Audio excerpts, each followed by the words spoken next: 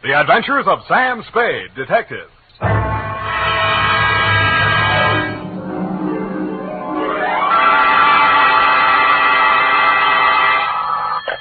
Sam Spade Detective Agency. Bernadine, anything wrong? You sound almost human. It's not Bernadine, Sam. It's me, Effie. F. But I'll tell Bernadine about your compliment. How are things? Well, I've made out as best I could. I don't want you to think that I begrudged you a vacation. After all, you have worked hard. You did deserve it. Sam Spade, is that all you have to say to me? I'm not putting the blame on you. After all, it is a state law, so I can hardly accuse you of letting me down at a time when I needed you most. Well, you might at least ask me if I had a good time. I'm sorry if your conscience bothered you. Oh, well, it didn't. I had a divine time, and I met all sorts of interesting people.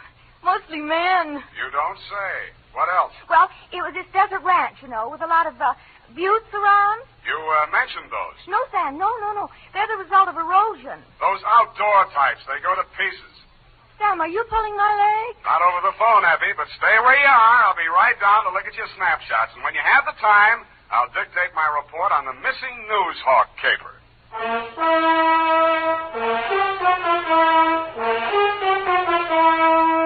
Dashiell Hammett, America's leading detective fiction writer and creator of Sam Spade, the hard-boiled private eye, and William Spear, radio's outstanding producer-director of mystery and crime drama, join their talents to make your hair stand on end with the adventures of Sam Spade. And now, with Howard Duff starring as Spade, greatest private detective of them all, in the adventures of Sam Spade.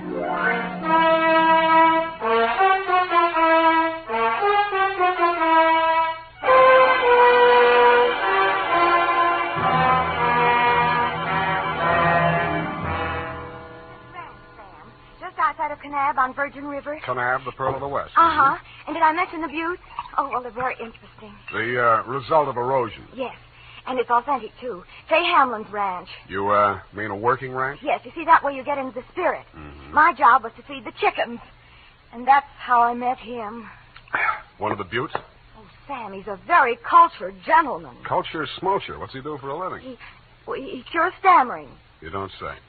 What's his name? Charlie Shank. Charlie Shank? He's the founder of the Shank Institute of Articulative Correction, which I should learn. Articulative Correction. Where is this institute? Oh, I have the address here. General Delivery, Butte, Montana. Mm-hmm. You're sure you didn't help him break parole, Effie? Oh, no. We just went on long walks together. Where to? Oh, different points of interest. Like Wolf Canyon. Figures. Uh-huh. He invited me on this camping ship, a trip. Honorable, of course. Mm. But I couldn't go on account of my sunburn. Oh, I had an awful. Oh, I've still got it, you see. And then he went back to Butte. He had to leave in such a hurry he couldn't even say goodbye. Wow. It was a pity, too, because an old friend he hadn't seen in years came looking for him just a few minutes later. With a warrant?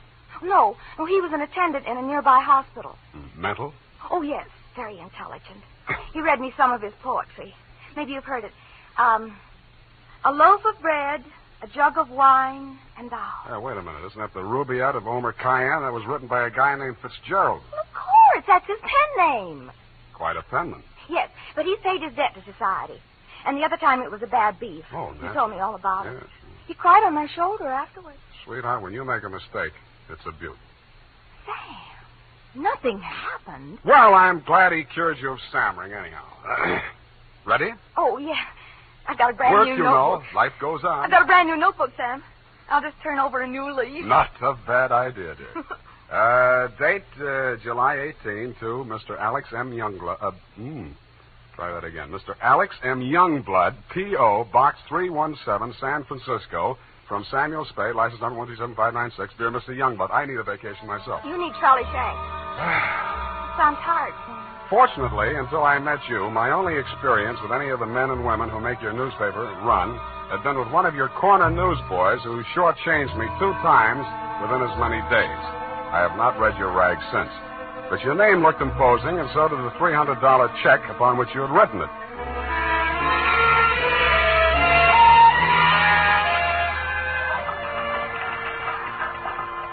Per your instructions, promptly at 4 p.m. on the 15th inst., I munched through the litter of your city room toward a door marked A.M. Youngblood, publisher, managing editor, and city editor. I wondered if you were ambitious, frugal, or three men. I did not know that you had good taste until I saw the trim, 20-ish, and toothsome secretary in your outer office. Hello. You're new here, aren't you? Well, I'm not exactly here. I'm just here to see Mr. Youngblood. Oh. The name is Spade. Samuel Spade? Sam, except for my most intimate friend. Well, my advice to you, Sam, is to beat a hasty retreat. He's in a foul mood. Oh? Why? Is he blind or older than he feels? I refer, of course, to your spectacular charm, Miss, if I may call you Miss. Please, this is neither the time nor the place. My name is Phyllis Watson, and my phone number is in the directory, if you're really interested. I could be. Thank you. And if a man answers, tell him you're my French teacher. Oui. You better go in now. If you're late to an appointment with him, you're through. Do you have any more words of wisdom? No, but I hope you can do something to improve his state of mind. He's been awful lately. Good luck, Sam. Thank you, Phyllis Watson. Come in. 1 minute past 4. You must be Mr. Spade. That's right. You're almost late. Sit down, Spade. Cigar? No, thanks. Well, don't expect me to offer a drink. You aren't a drinker, I hope. You don't listen to the radio, do you? Well, you'll not drink in this office. Nothing here but a cooler filled with water from a clean, gurgling, laughing mountain stream. You sound like a reformed drunk, Mr. Youngblood. What's that? Well, it was a good many years ago. If you don't mind, I'll just paste up the weather report for my morning edition before we talk. Oh, you do that too, huh? Yes, obviously. And with good reasons. I remind myself that I was once a copy boy, and I find it a splendid way to, at least once each day, to lower myself to the level of the working man. There we are. Very hot in Phoenix, I see. Mm-hmm. Just what do you want a detective for, Mr. Youngblood? I was coming to that, Mr. Spade. Sorry. Now, well, first let me warn you that your assignment is a highly confidential one. They all are. In this case, a man's life may be at stake. Mm-hmm. The situation: my newspaper, at my order and under my guidance, has launched a campaign against crime.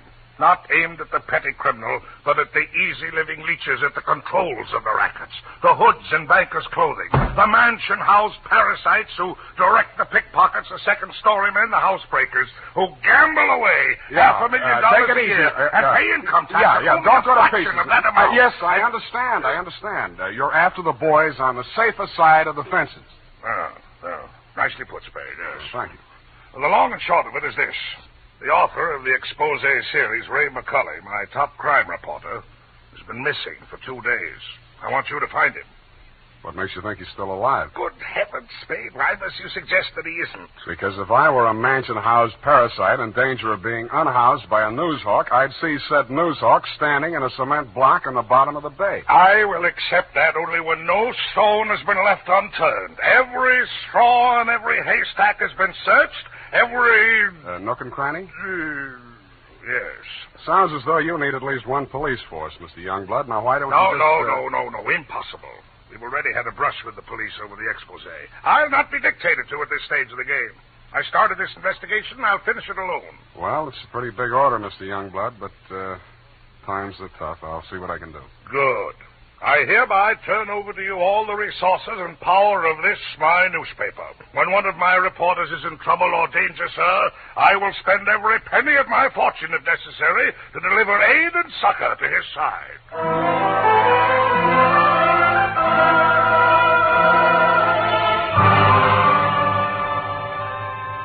You then gave me Ray McCulley's expose stories to date. I saw why you, his family and friends, and his creditors could have been worried about him. They were hot. One followed a stolen car from the time of the heist through the alteration of the body color, tire brands, license number, motor serial number to the time it was shoved onto a used car lot. They named names all the way through. And another did the same to the firm of Otter, Badger, and Mole, furriers, and alleged manufacturers of coats from clouted pelts. Ray McCulley had dropped out of sight right after that story had been published.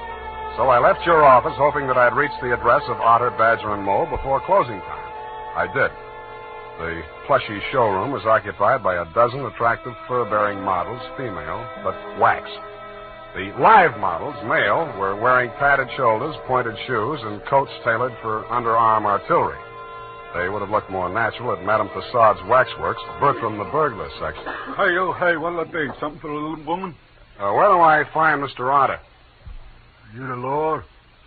Leo sent me. He's in his office. Come on. Oh, wait a minute. Don't crowd me. You say you want to see the boss? On business. Stop nudging me with a rod. In there, hey, move. Okay. Hey, boss. Yes, Woody? Here's Joe here to see you. Leo sent him. Well, nudge him in, Woody. No nudging, Woody. Well. So Leo's sending a man to see me. I wonder why. If you'll comb this character here out of my hair, I'll try and tell you. Sit down, Woody. Thanks. You're new in town. Yeah, that's why Leo sent me. A local muckraker named Ray McCully interviewed you. He also interviewed Leo, but it didn't get printed yet. Leo wants to find him. So do I. How can I help? Well, he walked out of here, went to his hotel, wrote the story, and mailed it in. That's the last anybody's seen of him. Leo was just sort of hoping that you'd already taken care of him. Not yet. That's all I wanted to know. Thanks. Just a moment. Yeah? Leo's sending you out alone? Why not? That's a tough boy, that McCully. He's got plenty of protection. That's what you need. What kind of protection? Go along with him, Woody. Who, me? You're Woody, aren't you? Now, look, Mr. Otter, I don't want to look a gift horse in the mouth, but the way I see it, this is a lone wolf type caper. Hey, what's the matter, hey? You think I'm too good for you? Well, Woody, I wouldn't say that. Good. It's settled then. Take care of him, Woody, and don't mix it up with any of Leo's boys. If he's out to get that rat McCully, he's our friend.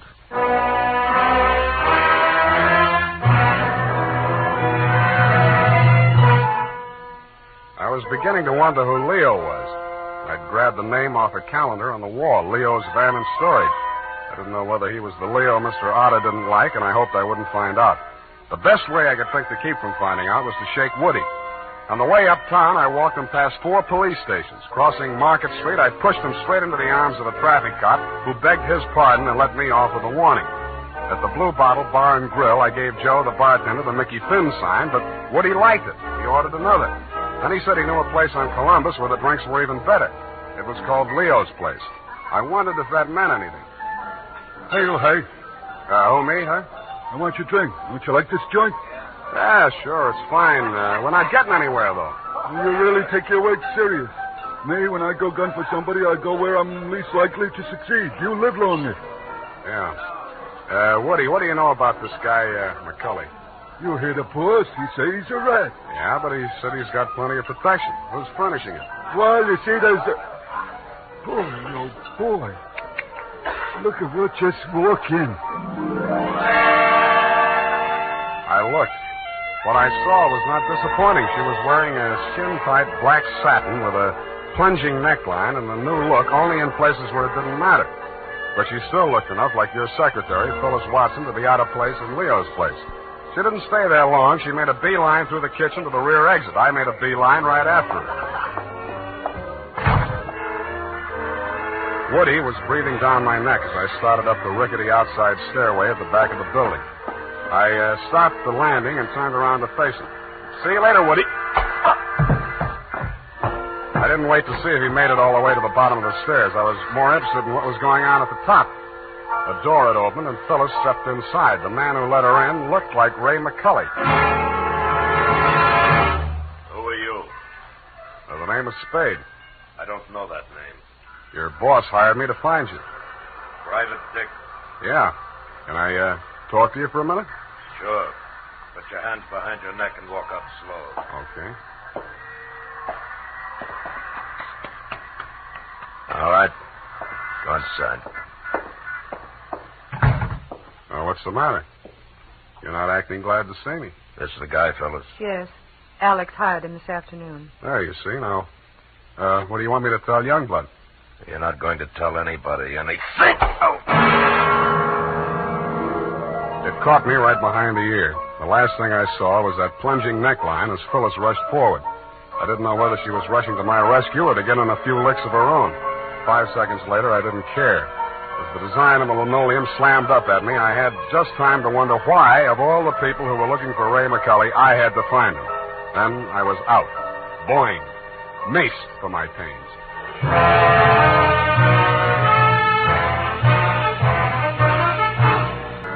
And now, back to the missing Newshawk caper. Tonight's adventure with Sam Spade.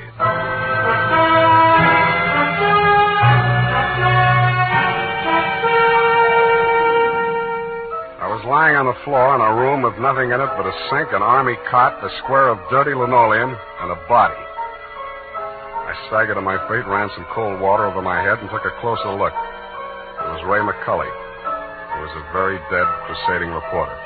He'd been stabbed clean through with a long-bladed kitchen knife. It set on the handle, property of Leo's place. I went through his pockets. In his wallet, a press card, a police card, union card, and 10 genuine, crisp, new $1,000 bills. That gave me a line on the killer. He was crazy. So was I. I left it on him, too. Folded up in his vest pocket, I found 2 newspaper clippings, one from the Chronicle and one from your paper. Both weather reports for the same date. It was very hot in Phoenix, according to both papers. But according to your weather report, the temperature in Needles, California was 135 degrees. That needled me. So did the slip of paper I found on his shoe. The number 9 and a date had been stamped on it with a rubber stamp. The date was the same as that of the weather reports. I turned it over. It said Ruthie's Booth, Manson Bowling Alley.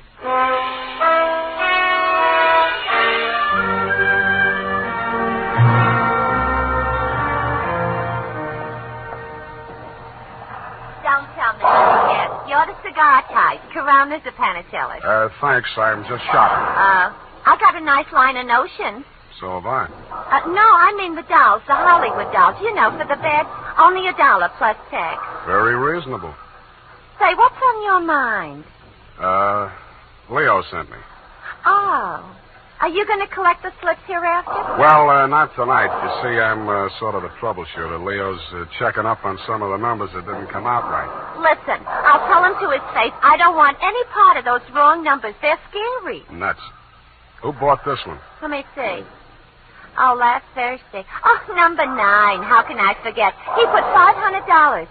And honest, if he's been around once, he's been around 100 times to see if it paid off. Did it? What's his name? Mr. Spinelli. He buys a slip every day. And if you ask me, he's learned a system. Because he's been winning, you know. Dimes and then $1 and then $5. And then when he come in with 500 on number 9 until he dropped dead, did it win? Where does he live? It did. Wait, I'll look on the sheet. Hey, somebody else was in just this afternoon. Give me that address. Hurry up, will you? It's right around the corner on Manson, 810. Say, maybe that's his system, 8 and 1. Don't that add up to 9? Hey, what's the matter? Where are you going in such a rush?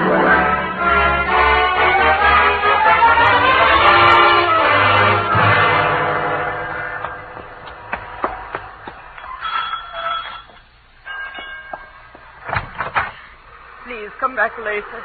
Tomorrow. Next week. Are you Mrs. Spinelli? Yes, please. I had so much trouble. Is your husband home? Oh, my poor man. They take him away. He's dead. Oh, I'm sorry. How did it happen? Who are you? I'm a detective. Maybe I can help you. May I come in? All right. Come on.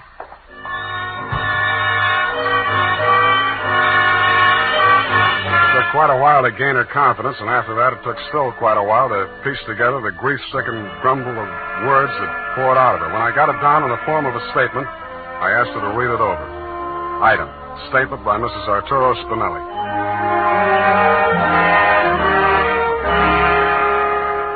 All the time he played those numbers, I told him they're just a bunch of gangsters. They don't let you win. Then he met this man McCulley, a writer for the newspaper. My husband says this man shows him how to win. He wins and wins. Then he goes to bank and takes out all our savings. I begged for him not to do it. But no, he was greedy. And this McCulley poisoned his mind. Sure, he won. He brought the money home in his hand. $10,000. I don't want it. I'm scared. I took it while he was sleeping with wine and gave it to the men. I tell him all I want is the 500. He tried to tell me we do good. We help catch the big gangsters. I say we don't want to do so good we get murdered in our beds. So he says, okay. But if I change mine, here is address. I don't change my mind. Because already my husband, he is dead. At home. understand. No, I don't change my mind.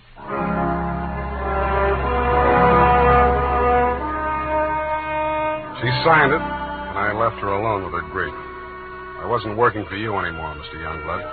You hired me to find your reporter, and I had. And I wished I hadn't. The rest of it I did for myself.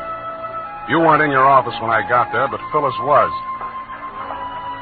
I found her behind the city desk in the act of dropping tomorrow morning's weather report into the slot. I grabbed her out of her hand. What? Oh, it's you. Where's your boss?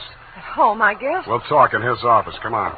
Sam, I can explain how I You're happen going to to be... explain plenty before I'm finished with you. Sit down. Oh, you... I don't have to be so rough. What's the matter with you? Plenty. I'm stupid. I was stupid to take this job, and I was stupid to play it cagey with you. I should have beaten the story out of you before the trouble started. It's a little late in the day now, but not too late to send you up for McCulley's murder. Oh, you're insane. Ray McCulley was... I'm the only one who ever tried to help you. And I'm the only one who can place you in that room, not 10 minutes before the murder. I told you I can explain Stop trying to save your own skin. Spinelli was only one of a 500,000 poor dumb yucks that lose their nickels and dimes and dollars every day in the policy racket. Only he had the bad luck to win. There won't be any more lucky dead people like him if I have to make a patsy out of you to stop it. It won't stop it. Nothing will. Ray talked big and brave like you. Now he's dead. Yeah, with $10,000 dirty money in his wallet. I won't let you say things like that. Ray was an honest reporter, too honest. He thought Youngblood meant what he said about that cleanup campaign. Yeah, he did. He wanted to run this town by himself, clean up his competition. When Ray started collecting material on the numbers racket, he still thought Youngblood was on the level. But that was before he stumbled onto the thing about the weather report. Yeah, that was a new one. The old Dutch Schultz mob used to add up the stock market quotations. If they cheated, they knew their customers weren't good enough at arithmetic to prove it. But who knows how hot it is in Phoenix unless they live there. I don't know what you're talking about. Listen, that's how the number game works, sweetheart. The suckers pick a number from 1 to 10, see? The operators tally up the slips, and the least popular for that day has to win. The weather report doesn't have to pass through the copy desk, and with Youngblood pasting it up with a few strategic corrections, it was easy to make their winners look as if they were on the level. Oh. But, of course, you had no way of knowing that. You only watched them do it day after day. You know, I couldn't understand why he did those things. It seemed silly falsifying a weather report, but it didn't seem as if it could do any harm. What did you meet McCulley for? To get your cut of the 10 grand Spinelli was killed for? How dare you? I went there to warn him about you. Who killed him? I don't know. You're lying. All right, I'm lying. But I can prove that Ray was on the level. I've got the proof right here. The whole story he wrote on the numbers racket, even naming Youngblood as the head of it, his own publisher. I went there to get it. I was going to take it to another newspaper. Why didn't you? I can't tell you that. You don't have to. Mrs. Spinelli was confused, grief-crazed. She had to put the blame on somebody, and when she did, she got her revenge the only way she thought she could. She may have been right about that, but she killed the wrong man. Why didn't you tell me you knew who killed Ray? I wanted to give you a chance to tell me yourself. I'm glad you didn't.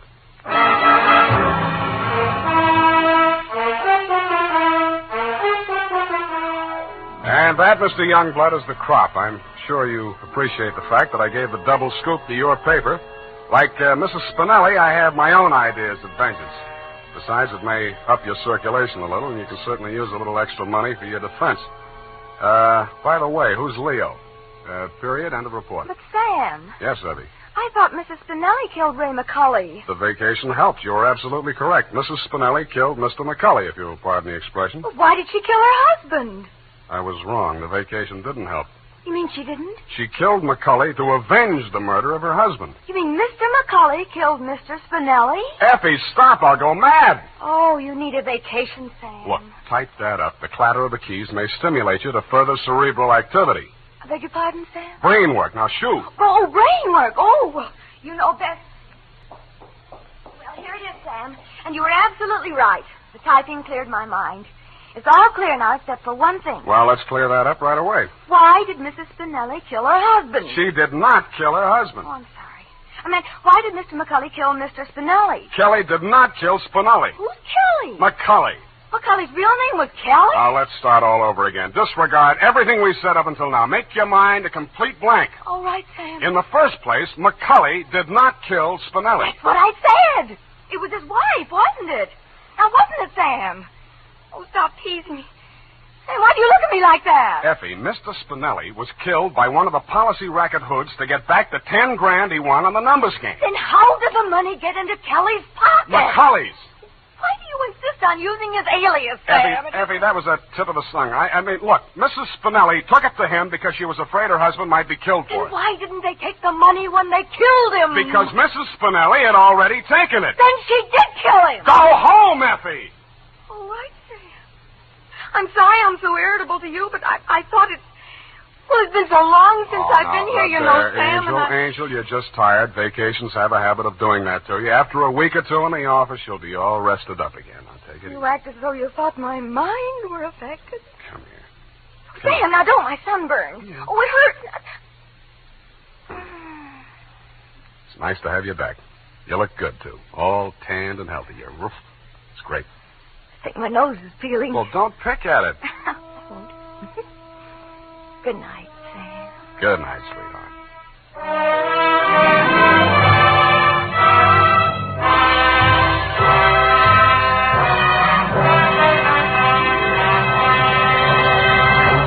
The Adventures of Sam Spade, Dashiell Hammett's famous private detective, are produced and directed by William Spear. Sam Spade is played by Howard Duff. Lorene Tuttle is Effie. The Adventures of Sam Spade are written for radio by Bob Tallman and Gil Dowd, with musical direction by Lud Gluskin. Gil Dowd directed tonight's broadcast in William Spear's absence. Join us again next Sunday for another adventure with Sam Spade. This is CBS, the Columbia Broadcasting System.